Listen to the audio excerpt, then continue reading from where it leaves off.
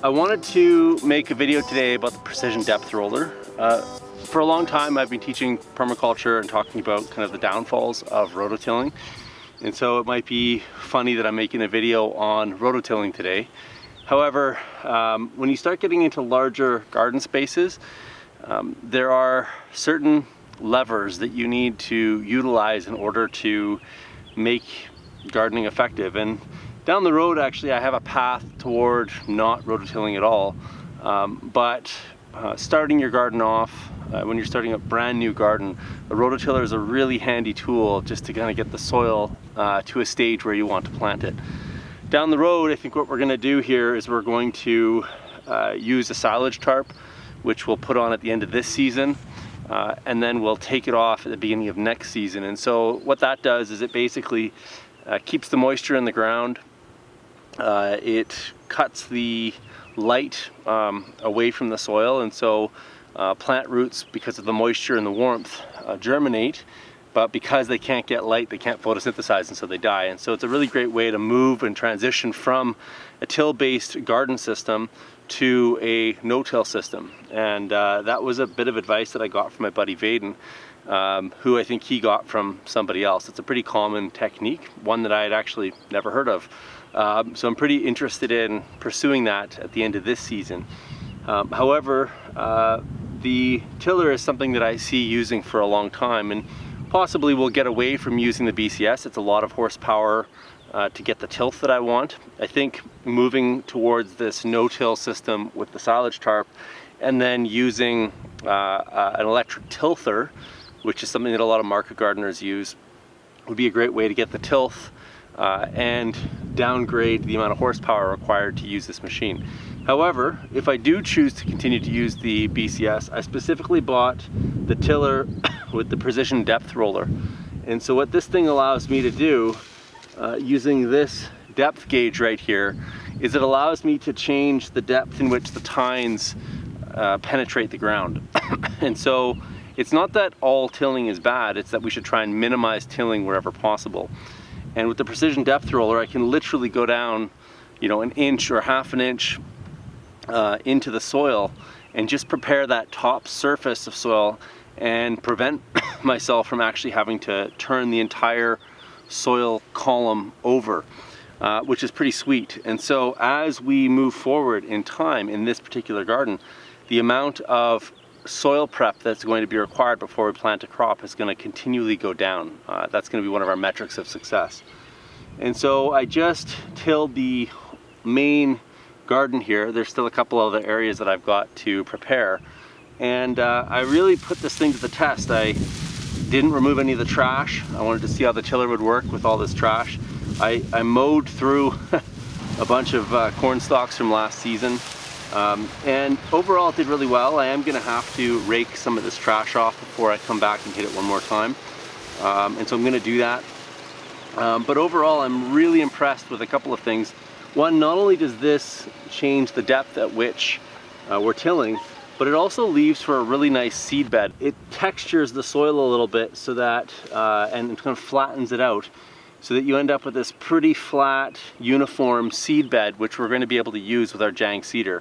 Another reason we're going to have to remove the trash, especially on the beds that we plant with the Jang seeder, is we don't want to have all that garbage in the soil. And so we'll just rake this trash to the side, put it into the pathways, make sure that we rake out all the debris inside of the bed so that the Jang seeder can get through the soil really quickly. So overall, I'm really happy with this precision depth roller, and even though it costs quite a bit more to get this attachment onto the tiller itself, I think it's worth it. As you guys probably know if you're watching this video, BCS tractors are not inexpensive, but I saw this as a really important component to our farm. For several reasons. One, because you can attach multiple devices to it. There were multiple devices that I wanted to run off of this BCS, so a snowblower, the brush cutter, and this tiller. And then if you go to their website, you'll see that there's literally hundreds of attachments, maybe not hundreds, but maybe there is 100, I don't know, I've never counted them, but there's a lot of attachments on their website that do all sorts of stuff. Some of them are kind of finicky and silly. Like, you can get a micro baler for this, and I'm not sure why you'd ever want to use this machine for baling small bales. If you're gonna do that, you might as well just get a proper baling machine or hire someone to come and bale your field. There's this other really silly thing. There's like a wheelbarrow attachment, which is kind of silly. So I mean, there are some gimmicks, but overall the machines that these guys produce are absolutely incredible. And if you've been watching my channel for a while, you know that I'm quite concerned about energy going into the future. And so I wanted to have a machine that would allow my family to grow food that I'd be able to fill up no matter what the price of fossil fuel is. I mean, the tank in this thing is probably 7 or 8 liters.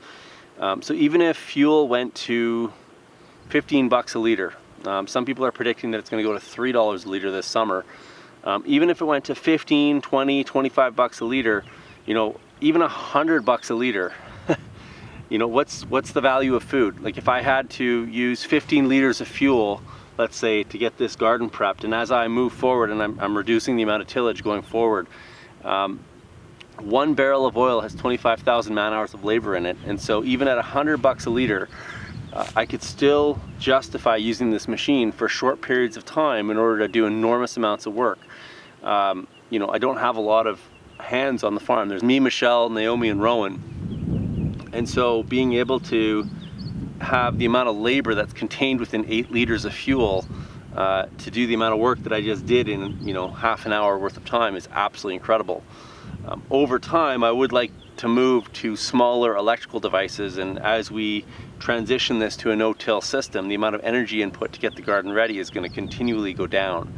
And I think that's an important distinction between or philosophy. When you are using fossil fuels, the goal is to use them so that you can stop using them, if that makes sense. So in permaculture, we put in ponds and swales and earthworks, which all take enormous amounts of fuel to put in. But if they're designed properly, then you can use those fuel inputs to eliminate the need for fuel in the future. And that's a distinction with permaculture design. So anyways, overall, super impressed. If you're on the market for a rototiller and you've got the money to put into a BCS and you're thinking about getting the tiller, I highly recommend the Precision Depth Roller. If you have any questions or comments, leave them in the comment section down below. And if you're not subscribed to the channel, we're going to be producing a ton of content this summer, myself and all sorts of other content producers included. So make sure you hit that subscribe button, and we'll keep you up to date as new content comes out. Okay guys, have a great day.